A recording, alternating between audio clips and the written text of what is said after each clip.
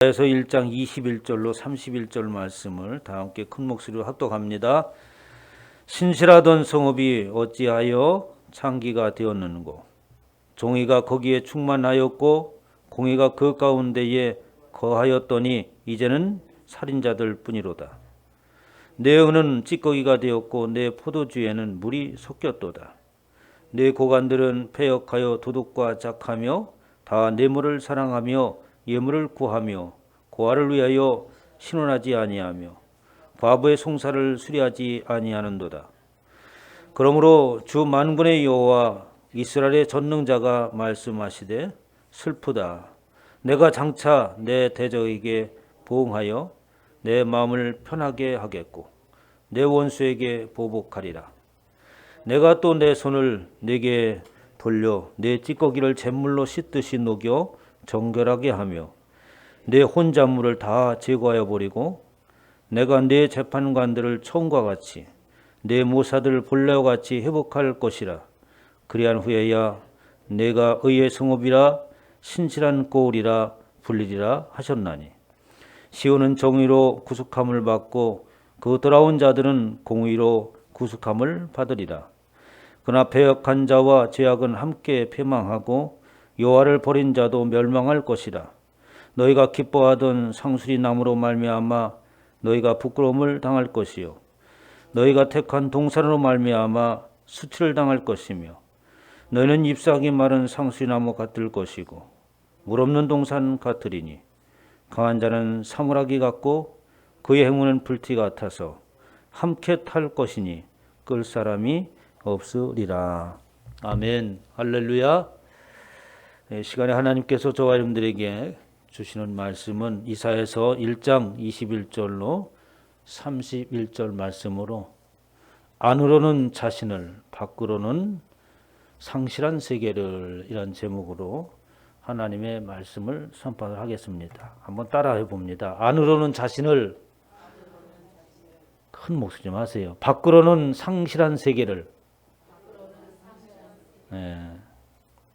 좀 말이 좀 어려운 것 같습니다. 뭔 얘기를 하려고 이런 제목을 붙이셨나 하고 궁금하실 터인데, 이사야서는 이스라엘 백성들이 아주 곤고한 나날을 보내고 있는, 그러니까 이스라엘 백성들 나라가 망하고 모든 사람들은 그러니까 인재들은 전부 포로로 잡혀가서 노예 생활을 하고 있고, 국내에 남은 사람들은 그렇게 큰 영향을 끼치 못하는 사람들이 남겨지는 상황 가운데서 이스라엘 백성들이 수십 년이 지나도 다시 본국으로 들어갈 수 있는 기회가 오지 않았고, 이스라엘 백성들에게는 상상할 수 없는 이 하나님의 성전이 완전히 허물어지고 하나님이 주권을 가지고 있는 나라가 멸망해버린, 도저히 상상할 수 없고 있을 수 없는 일이 벌어진 형국 가운데서 이스라엘 사람들은 디아스포라에 각국에 흩어져서 이렇게 살아가고, 또 그 신분이 따라서 그렇게 각 나라에 흩어져 살았으니까 뭐 그렇게 좋은 위치에 사는 것이 아니겠죠. 언젠가는 하나님께서 우리를 회복하실 것인가. 그러나 그 세월이 점점 지나가면서 이제는 거의 가망성이 없다라고 생각하는, 자포자기하게 하는 그런 상황 가운데 이르렀을 때에 이 이사야 선지자를 통하여서 이스라엘 백성들에게 말씀하고 있는 겁니다.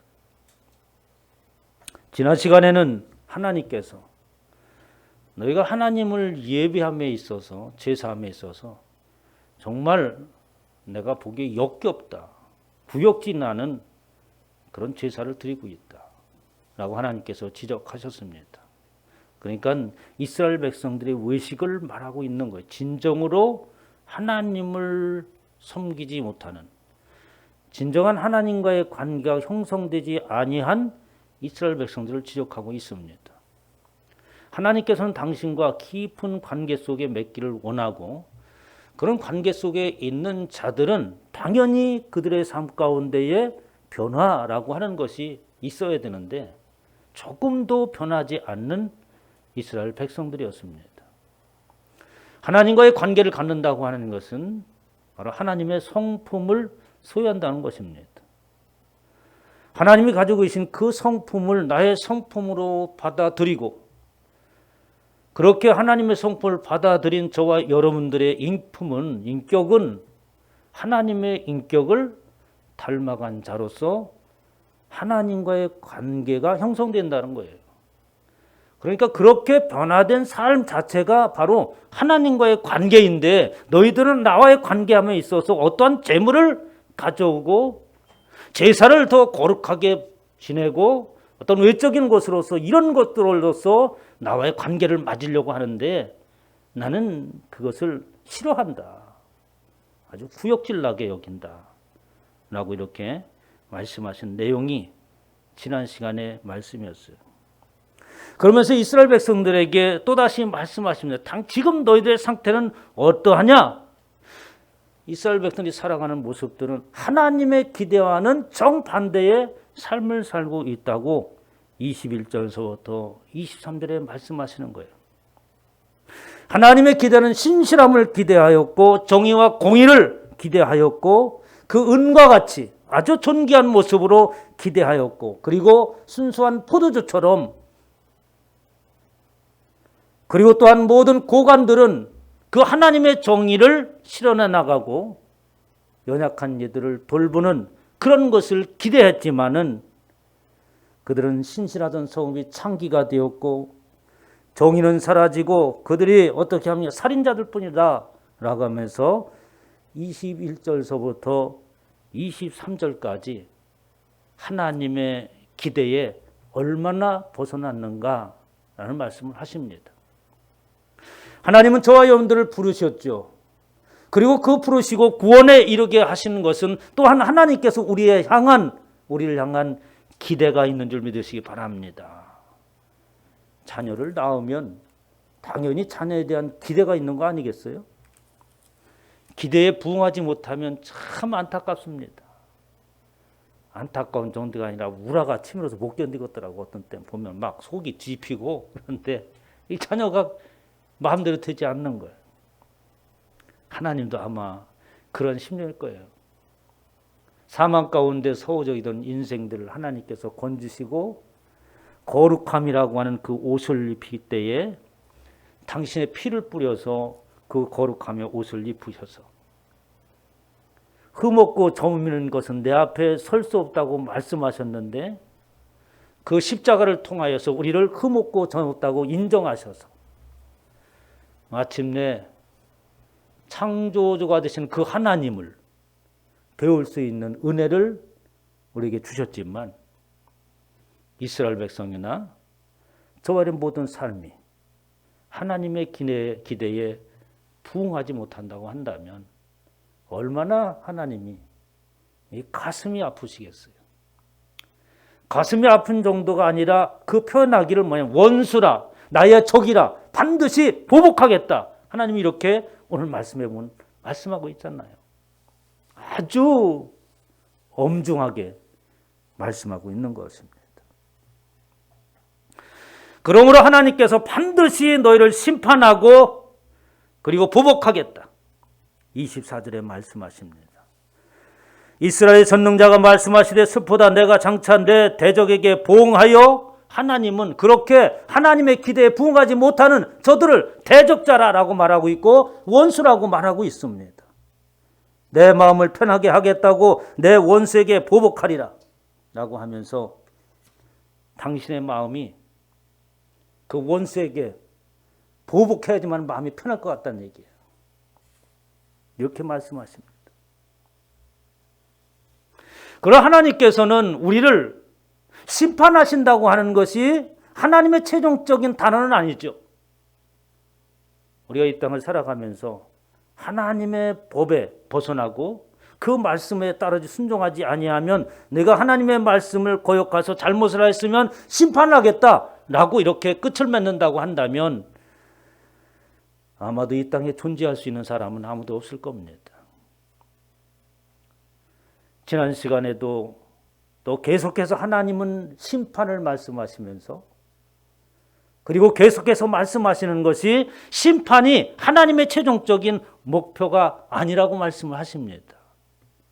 하나님의 심판의 말씀은 그 말씀을 듣고 경각심을 가지고 살아가고 다시 회복하기를 원하시고, 그리고 그들이 정화되어서 하나님의 온전한 백성으로 세워지는 것이 하나님의 최종적인 목표인 줄 믿으시기 바랍니다. 그렇게 당신의 기대에 부응하지 못하는 백성들에게 나의 대적자여 원수여 내가 반드시 보복하여야지만이 내 마음이 편하겠다라고 말씀하시면서도 25절부터 보면 이렇게 얘기했어요. 내가 찌꺼기를 잿물로 씻듯이 녹여 정결하게 하며 내 혼잡을 제어버리고 재판관들 청과 같이 내 모살을 본래같이 회복할 것이라. 그런 후에야 내가 의의 성읍이라 신실한 고리라 불러지라. 하나님의 목표는 바로 의의 성읍이라고 불려지고 신실한 고리라고 불려지는 그것을 기대하면서 하나님의 심판을 말씀하고 있는 것이죠. 우리 하나님과의 관계라고 하는 것은 너무나도 중요합니다. 제가 설교하면서 단어를 많이 쓰는 단어가 있습니다. 하나님과의 인격적인 관계라는 단어를 많이 씁니다. 우리는 이런 하나님과의 인격적인 관계가 없으면 저와 여러분의 삶이 하나님 앞에 구원을 받았다고 장담할 수 없어요. 그렇게 하나님의 인격적인 관계를 가진 자라고 한다면 바로 무엇이겠습니까? 하나님의 인격으로 인하여서 근본적인 변화와 전환이 이루어져야 되는 줄 믿으시기 바랍니다. 하나님은 그것을 원하시는 것이죠. 심판을 선포하시는 것은 바로 그 음성을 듣고 근본적인 변화가 우리 안에 있기를 하나님께서 원하시는 것입니다. 그러면서 27절서부터 31절까지 하나님께서 심판을 말하시면서 반드시 죄를 짓는 영혼은 죽는다고 말씀을 하세요.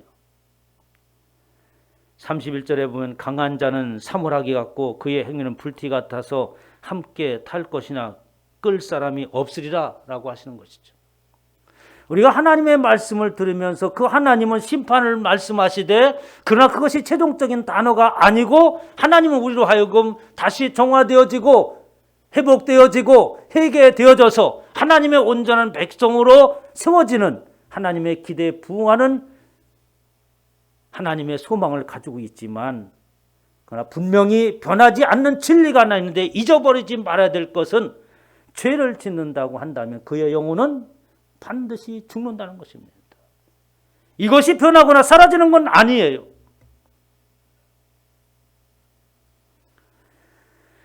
시편 30편 5절에 보면 그의 노여움은 잠깐이요 그의 은총은 평생이로다. 저녁에는 울음이 깃들지라도 아침에는 기쁨이 오리로다.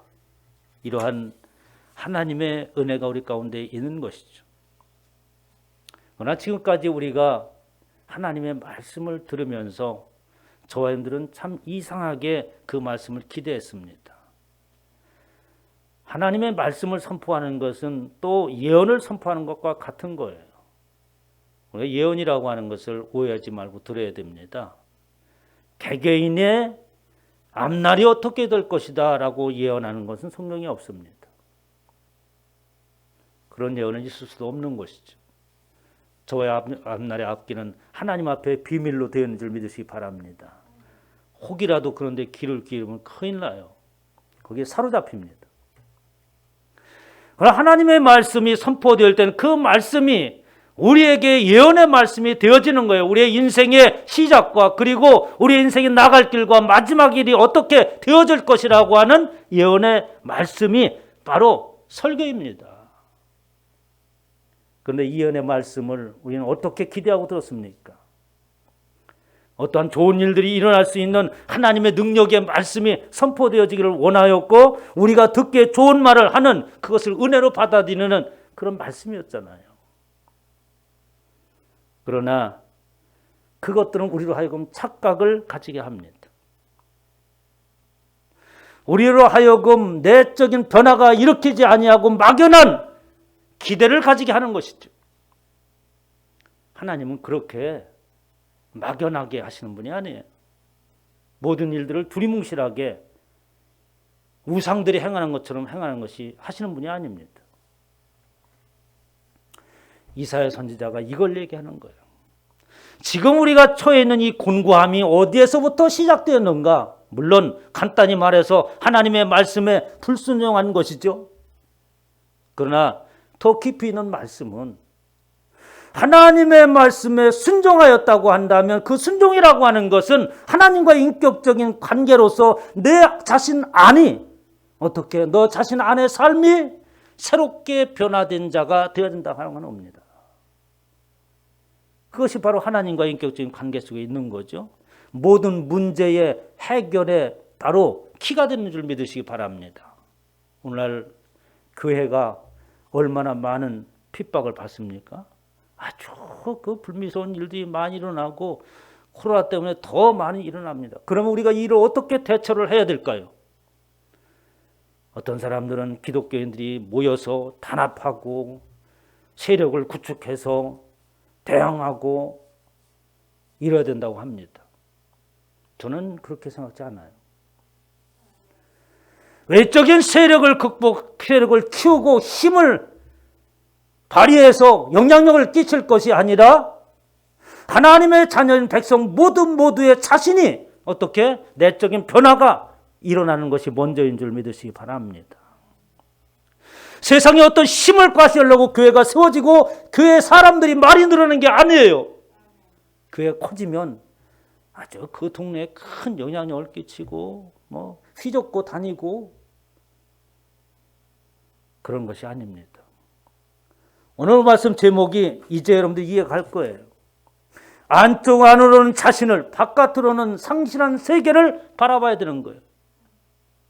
하나님과의 인격적인 관계 속에 있다고 한다면 너희들이 지금 이런 식으로 예배드리고 이런 식으로 제사를 드리는 것이 아니라 내 자신 안쪽에 변화가 일어나야 되는 것이고, 그렇게 변화된 그는 어떻게 세상을 향하여서 어떻게 상실한 그 세계를 바라보라는 얘기예요. 하나님의 긍휼의 마음으로 세상을 바라보고 그 일을 행할 때에 어떻게 합니까? 우리가 회복되는 줄 믿으시기 바랍니다. 교회가 자녀의 그 권위가 서는 거예요. 왜 쓸데없이 정당을 만들고 쓸데없이 교회가 정치를 하려고 하고 어리석은 거 아닙니까? 성경은 분명히 말씀하고 있는 거예요. 내 자신 안부터 돌아보고 하나님과의 진정한 인격적인 관계를 가진 하나님의 성품의 소유자로서 살고, 그리고 세상을 바라볼 때는 상실한 그들을 바라보라는 얘기죠. 긍휼의 눈으로 바라봐야죠. 사망 가운데서 허우적거는 인생들을 바라보고 절망과 좌절 가운데 있는 그들을 긍휼의 눈으로 바라보는 것, 그 이상을 해서는 안 됩니다. 그 바라보면서 그들을 위로하고 회복시킬 수 있는 길을 열어주고 하는 것들이 교회가 하는 일이에요. 그 이상을 넘으려고 하면 교회로서 인정받지 못하는 겁니다. 변질되는 것이죠. 이 말씀은 다른 얘기, 사람 얘기가 아닌 것이죠. 오늘날 저한들이 하나님을 향한 믿음을 가지고 있다면 먼저 내 자신의 삶을 돌아보고 밖으로는 상실한 세계를 바라보면서 품고 기도해 나가시기를 주님의 이름으로 축원합니다.